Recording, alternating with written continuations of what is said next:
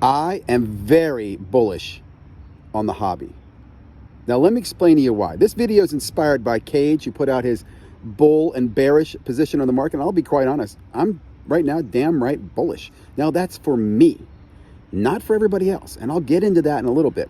I think what's important is you have to know what the hell you're doing in this hobby. You have to know product. You have to know rookie class. You have to know what your process is. What are you doing with the cards? What is your goal? What's your budget? You need to have a lot of knowledge in order to navigate. But if you can do that, man, it's an exciting time to be participating in this hobby. As I've said before, I applaud from the business side. I cry from the collector side. And as a hobbyist, I'm going to navigate with some caution. In this video, I'm going to hit with you some highlights of kind of what my goals are and give you some examples of what I'm going to do and why I'm so bullish on the hobby. My primary reason why I'm bullish is because of the upcoming rookie classes or prospecting opportunities in the 4 major sports. Okay, there's also a lot of uncertainty, a lot of challenges in the market. Upper Deck's coming out with their first 1-of-1 in Series 1, Series 2, and Extended, I guess, is the product. So that's their flagship product. Will have 1-of-1s. That's a big deal. Topps is challenging the world in basketball with a basketball product. They're taking autographs or potentially taking autographs away, creating fear, uncertainty, and doubt in the autograph market. Although I think that's going to be interesting, and you got to understand what I'm talking about here. Baseball's always got great opportunities in baseball. There's just always good prospects. Football, we've got, 3 first-round picks, and I think 2 others in the second or third round. So you got a lot of football prospects and a lot of movement in football going on. So I'm super excited about all those things going on alone. Now, let me talk about some things that I think you need to understand, that I understand going into this. I have a plan that I'm only going after specific players/teams, and I'm only going after specific products.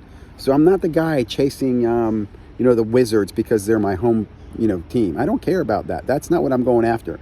I'm going to be targeting teams like Portland, maybe a little, Hornets, and obviously the Spurs, because I'm going after top 3 rookies. Now, I'll also expand that as the year goes by, and I'll talk about later on in the year of my videos. But there's a quick snapshot, right? I'm going after the big boys.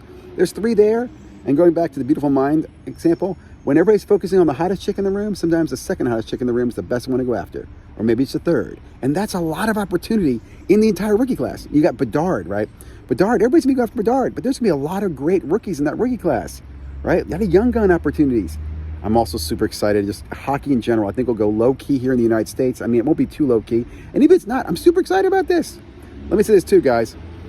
My primary way where I'll be getting into these and acquiring cards will be through breaks, not backyard breaks. I'm wearing the backyard breaks thing to catch your attention, but I will be getting into breaks. That'll be my primary way. Now, the breaking industry has just totally changed too, right? Which is going to make for opportunity. In the past, I used eBay breaks. I did Facebook breaking. I'll still leverage my Facebook community and do Facebook breaks, but I'll have to extend that. I might try drip. I might even try Whatnot, man, for some breaks. But I will extend that. And I'll talk later on about what my risks are, what I'm thinking about for breaks, why I go into breaks, how I approach breaks. Again, my experience, my knowledge is why I think I do very well in breaks and why I build rapport in breaks. So I'm able to leverage a lot in the breaks. Like I'm able to get a lot of, that's a separate video. Going back to the rookie class though, there's so many opportunities to be bullish on. And again, as we're right now sitting in June, I call it the quiet season right now, only because the real rookie cards that we want in those big classes have not dropped yet. I think you'll see some football cards coming out in the fall, which are not what I'll be focusing on. I'll be waiting a little bit longer, maybe taking a patient poke. I'll give you an example. I might hit some first off the line opportunities and flip those boxes because I can use that money towards some of the other big purchases. And let me also explain this too. I'm going to use my collector investor hat here. My goal, and I've done this before, is I will buy into breaks or I chase a team or whatever, and I will sell off a lot of the cards in that to fund the ones that I want to keep. Okay, that could be a specific rookie. I might go after 3 or 4 rookies in a rookie class, and one rookie becomes my little PC rookie that I'll keep, right?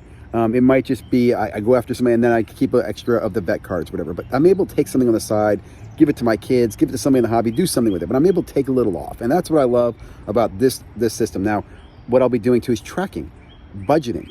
I have a system for how I'm going to sell. And this is another thing I think you need to understand is you can't just have cards coming in and not know how to sell them. Cash flow management is the biggest challenge in enjoying the hobby. If you can manage your cash flow and budget, you can really surf this hobby. And I say the term surfing because I think of hobbies like surfing waves. There's waves that take you on highs and they crash. There's waves, you're on this wave, you're like, man, this is so goddamn much fun. And you know the beach is right there. This wave's not going to last. But in your brain, you're like, man, this might be different. This might be different. Just jump off the wave. Enjoy the wave. That's what the hobby is, man. Like when you get those Victor early autographs that are not NBA licensed and they're going for $1,000, you might want to take that wave, sell that card. I don't know, baby, get out now. That's something that I would do from experience. I'm not upset with that. Like I wouldn't buy it for $1,100 and sell it for $1,000. But if I got it in a break or a rip or something like that, I'd probably take cash out and move that into some future money, again, where I'm trying to settle in something bigger, right? At the end of the year, it'd be nice to sitting back on like an NT card from one of your favorite rookies that you had to pay nothing for. That's just pure hang on in your PC card. That is why I'm excited about this hobby. Man, there's so many opportunities. So let me just quickly talk about that selling. My plan for selling, right? I've already kind of vetted my system. I use DC Sports for selling. They give me quick cash and I can send them cards. They kind of do the dirty work for me. Now, here's what I do right now. For example, I got Prism and I got Prism Football and I got Monopoly Prism. When I do breaks, I get those cards in. I sort them in two piles. One that's going to ComC. The other is going to go graded. Sometimes I'll sell cards off direct there on Facebook groups or maybe on eBay or something, but seldom right now. Sometimes. Maybe it's a rookie autograph that I don't feel like taking the time to grade, but I can get cash for right away. I might do that, all right? But most of them I send them for grading. Now, here's another thing I'll say, guys. I was listening to other people talk about this. I don't sit there picking through the best refractor. If it's a refractor or numbered card, it's going to get graded. Because even if it comes back an 8, at least I know where it sits and stands, and I can decide what to do with it. I don't want to sell cards and have to deal with, returns because it had a bad corner or a dimple or something I didn't see, and they're going to, grill me on, or I have to get a partial refund. So I grade almost all my refractors and all my rookie cards, right? So when those come back, I do a couple things with those. First of all, the ones I don't get graded go to ComC. Now, I have cards going to ComC every month. So every month, I'm just trying to churn into ComC. Now, one thing I've done in the past is I keep taking money out of ComC instead of keeping that money in there. So one thing I'm trying to do now is try to keep money in ComC. Why? Because I'm going to try to actually use ComC to buy some cards, grade those cards, and sell as well, and build a little ComC nest egg as well. But right now, I sell most of my cards under $20 that I get in these breaks or rips or whatever to ComC, and I'm trying to build up that little nest egg. And in the past, I do a lot of portfolio selling on there. I sell singles. We'll do some ComC videos as you guys hang in there in the future.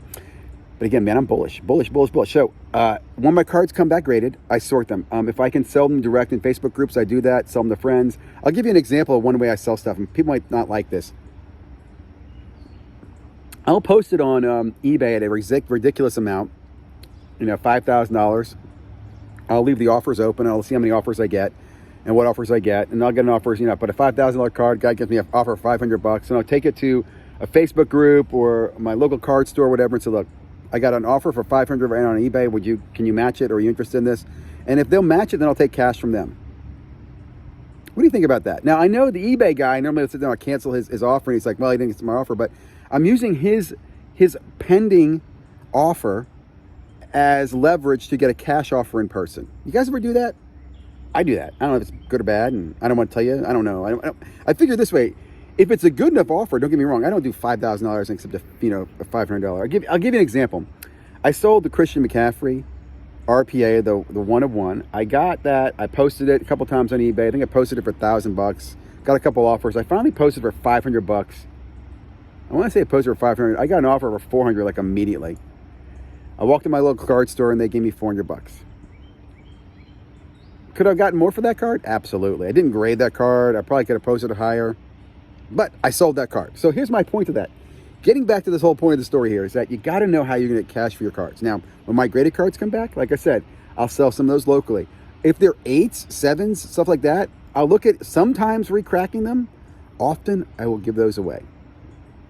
Which I'm now thinking to myself, maybe I shouldn't do that, because I realized I used to give them away, and I realized people giving them to are probably just cracking them themselves and resubmitting them, right? Or selling them raw. So maybe, I don't know. In the past, I always gave you those cards away. 9s, I typically sell. 10s, I typically sell. And then, like I said, I'll keep a couple cards for myself if it's something special that I want. Ideally, guys, I have about 10 to 20 cards go to PSA a month. And I have about 50 to 100 cards go to ComC a month on average. And I probably send a box to ComC every 2 to 3 months. I'm not sending ComC every month. So I typically send ComC about 250 to 300 cards every 3 months. And I'm sending about 30 to 60 cards to PSA in that same 3-month period. Now, recently, with the Monopoly I've been invested in, I have over 200 cards of Monopoly at PSA. When those come back again, I'll start sharing that. But my goal is to use that engine to basically fuel my excitement in the hobby as we go into some of these future purchases that are coming up. I'll say too, I'm not going to be chasing every release. I will watch every release. I'm a big fan of Matrix Sports Cards. If you follow Matrix Sports Cards, he does the first off the line. I'll be following a lot of the first off the line drops to see what the prices of these boxes go for. That way I can also track how they're selling in the market. I can also track if I want to get in those breaks, any of those products. I use Wax Stats to keep track of box prices and case prices. So again, I can determine what the price I should be paying for a box break or a case break, which is what I prefer, or if I'm going to buy boxes. I do not plan to buy any singles.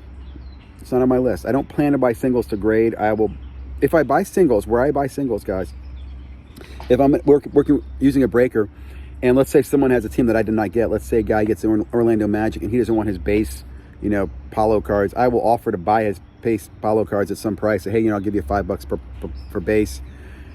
If he agrees, so the breaker sends them to me. That way, I feel like I'm getting packed fresh directly from the breaker, not from him. He gets them shipped at home, then he goes sorting through them and sends them to me. I don't like that. I'd rather get them packed fresh from the breaker. That is an example where I leverage that relationship with the breaker, and I will buy singles in bulk. Or singles in the sense, maybe he pulls a 99 of some card I want. Hey man, I'll give you an offer, a cash offer on that card, and then I'll pull it into my hive. Because what I will do in that, I'll give you an example. I don't think of that as a purchase of an individual card. I think of it as a purchase of a break. So if I spent, say, $50 in a break, and I spend $40 on a card that somebody else hit in the break, that's $90 I spent on the break. And when those cards come in that box, I can average out the cost of all those cards.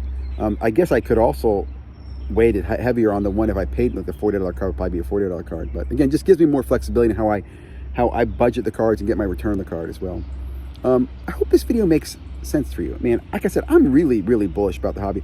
I know I come across a lot of times as a negative Nancy or, a Debbie Downer or anti-money or profit. Not at all. In fact, I said this before, I'm very pro collector. I have my own little collecting angle. Most of it's for my kids.